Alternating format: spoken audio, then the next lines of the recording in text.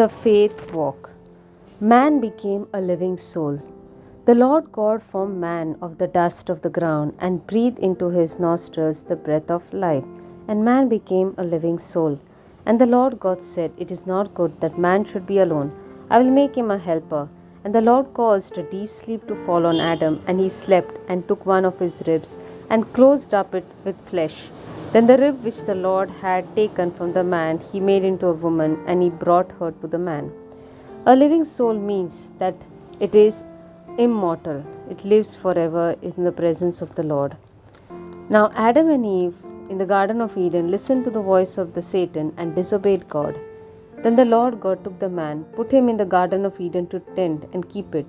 And the Lord commanded him, Of every tree of the garden you can freely eat, but of the tree of the knowledge of good and evil you shall not eat. For in the day you will eat it, you will die.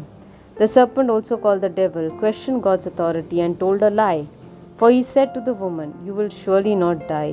So when the woman saw that the tree was good for food, it was pleasant to the eyes, and a tree desirable to make one wise, she took and ate of it, and also gave it to her husband, and he ate it.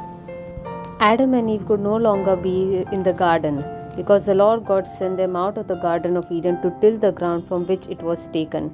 He placed a cherubim and a flaming sword to guard the way to the tree of life. It was a sad day for the entire human race when Adam and Eve sinned.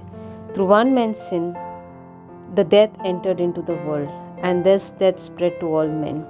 Every person is born with sinful nature and will someday die because death came by sin.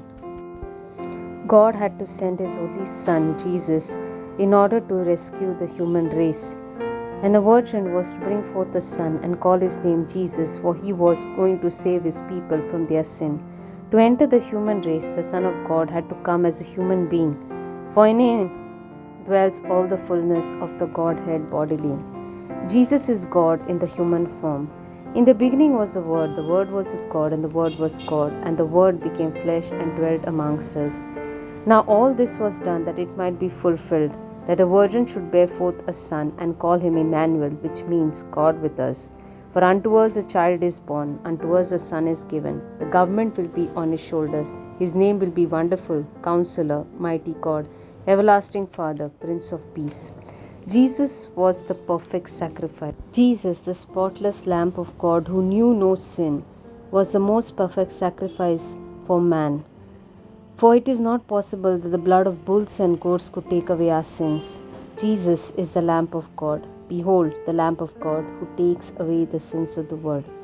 Jesus was nailed to the cross because cruel people hated him, but his death was God's plan. Jesus, of his own free will, laid down his life to save you and me from sin.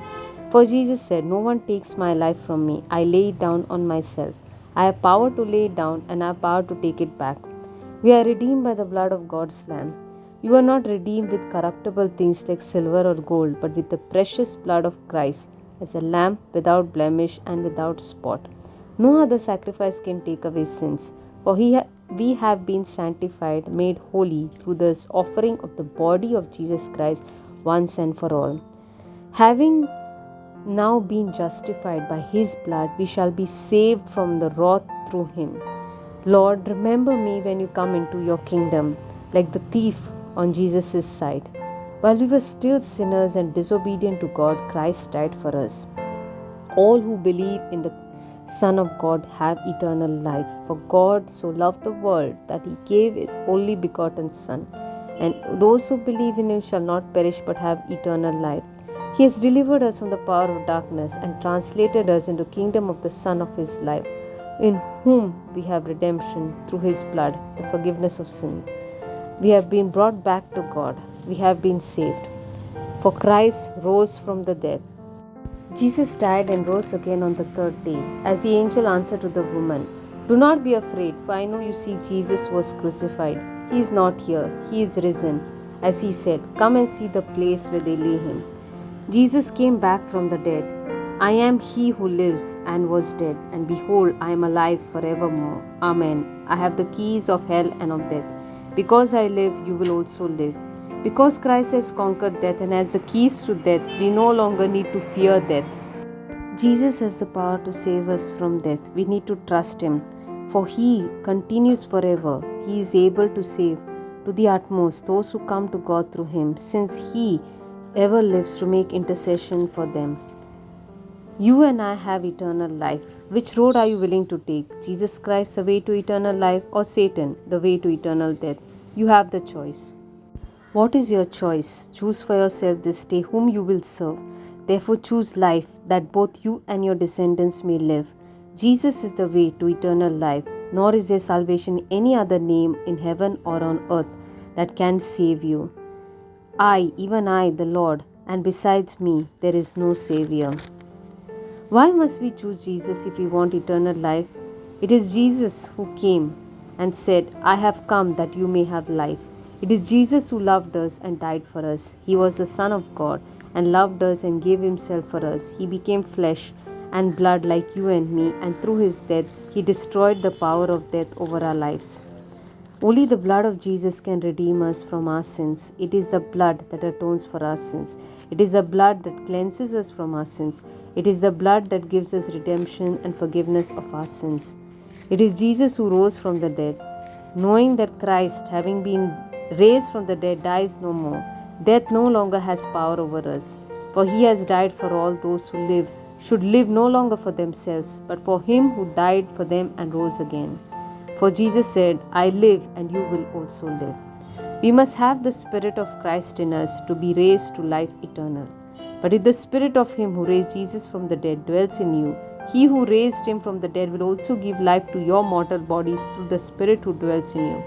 So make sure that the Spirit of Christ lives in you. If anyone does not have the Spirit of Christ, he is not His, for he does not belong to Christ. Yes, Jesus loves all and welcomes all, for He took little children in their arms and blessed them. But Jesus called them to Him and said, Let the little ones come to me, and do not forbid them, for such is the kingdom of God. Even so, it is not the will of the Father, who it is in heaven, that one of these little ones should perish. No matter who you are, where you live, Jesus loves you, died for you, and wants your love too. How can you show your love for Jesus? By obeying His commandments. Even a child is known by his deeds. So, how to find God? Admit that you are a sinner, for all have sinned and fall short of the glory of God. Come to God through Jesus Christ, for He is the mediator between God and man. Therefore, Jesus is able to save those who come to God through Him. For He said, The one who comes to me I will by no means cast out. Repent for your sins and be converted, and that your sins may not be a hindrance to eternal life. The Lord is long suffering towards us, not willing that we should perish, but we should come to repentance. Confess your sins to Jesus. Forsake your sins, for he who covers his sins will not prosper, but he who confesses and forsakes them will have mercy. Depart from evil, do good. Believe on Lord Jesus Christ. If you confess with your mouth that Jesus Christ is the Lord, and believe in your heart that God raised Him from the dead, you will be saved. Believe on the Lord Jesus Christ, you and your household will have salvation. For by the grace you have been saved through faith. It is a gift of God, not of works, lest anyone should boast. Receive Jesus Christ into your heart and life.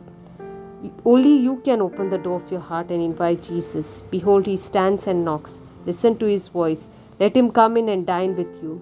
But as many as been saved, to them He gave the right to become the children of God, even to those who believe in His name. How to keep Jesus in your heart? God has given us eternal life, and this life is in His Son. He who hears His word and believes in Him will have eternal life. When your body dies, you are present with the Lord. In Christ you are present, the hope of glory.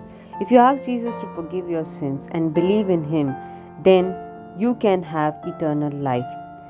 Learn to keep following Jesus. Read the Bible every day and hide them in your heart by memorizing special verses.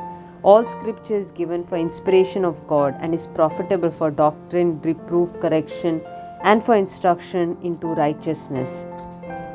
Talk to Jesus in prayer at all times. Thank Him for all the good things done in your life. Praise Him for all the gifts that you have received. Pray for your needs.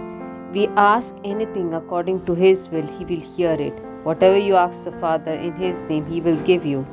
Pray for each other. Pray for those who persecute you.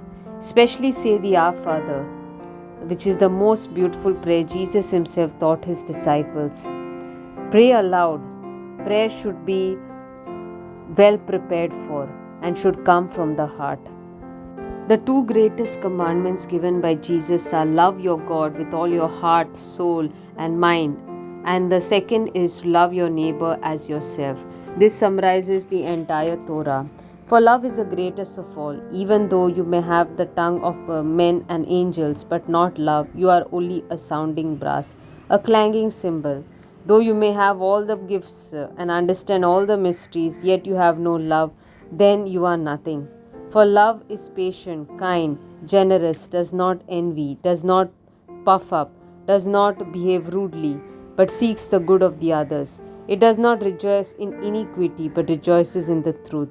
It bears all things, believes all things, hopes in all things, endures all things. Love never fails, but whether there are prophecies, they will fail, tongues will fail, knowledge will vanish. But faith, hope, and love, these three, but the greatest of these is love. For God is love. He who abides in love abides in God, and God abides in him. Jesus wants us to be witnesses to others at our workplace, in the church, and every way. For he said, "Go and tell the whole world about the things I have done, and baptize all in the name of the Father, Son, and the Holy Spirit." For the compassion you have on others, God will have on you. How to know a true child of God? By this you will know that they are my disciples, if they love one another. The fruit of the Spirit is love, joy, peace, kindness, goodness, gentleness, patience, and self-control. A true child of God forgives the trespasses of others. Only then the Heavenly Father will forgive you. There are 7 things that God hates: proud look, lying tongue, hands that shed innocent blood, heart that deceives, feet that are swift in running to evil, false witness who speaks lies, and the one who sows discord among brethren. Works of the flesh include adultery, fornication, idolatry, witchcraft, hatred, wrath, strife, envy, murder, drunkenness, and such things, and those who do such things do not inherit the kingdom of God. The life in the Spirit is a clean life. Those who are washed and are sanctified in the name of the Lord Jesus and by the Spirit of God bear fruits of eternal life. Hell is a real place, and it is not a myth or a story. Make sure you're trusting God and your name is written in the book of life. For anyone's name not found in the book of life will be cast into the lake of fire. Jesus is the only way to God. God has given us eternal life, and this life is in His Son. For the wages of sin is death, but the gift of God is eternal life in Christ Jesus our Lord. He who believes in the Son has everlasting life, but he who does not believe shall not see life but the wrath of God. Jesus said to us, "I am the way, the truth, and the life. No one comes to the Father except through me." Heaven is a real place, as mentioned in the book of Revelation, where God will wipe away our tears. There will be no death, sorrow, crying, no pain, but the Lord, the Beloved, will be the light of the city, the New Jerusalem, which is pure crystal glass. The foundation of the city will be adorned with all kinds of precious stones. In fact, Jesus has promised that He is going to go and prepare a place for us in heaven. Let not your hearts be troubled, you who believe in God and believe in me. In my Father's house there are many mansions. I would have told you, I go to it to prepare a place for you, and I will come again and receive you to myself, that where I am, there you may be also. Go to all the world, preach the gospel to every creature, and win souls for Christ. Heaven and earth will pass away, but God's promises remain, so we can rely on His promises. Especially, He has mentioned to us that He will never leave us nor forsake us. He will keep angels in charge of us to keep us in all our ways. No one will be able to snatch us out of the Father's hand. He is there with us till the end of age. Do not fear any of those who will make you suffer, but be faithful until death. I will give you the crown of life. When I sit in darkness, the Lord will be my light. Call to Him in the day of trouble, and He will answer you. With these promises of God, let us live our life to the fullest, trusting in God that He has kept a place for us in heaven, a place of bliss, joy, and happiness. Let us await in faith, hope, and love.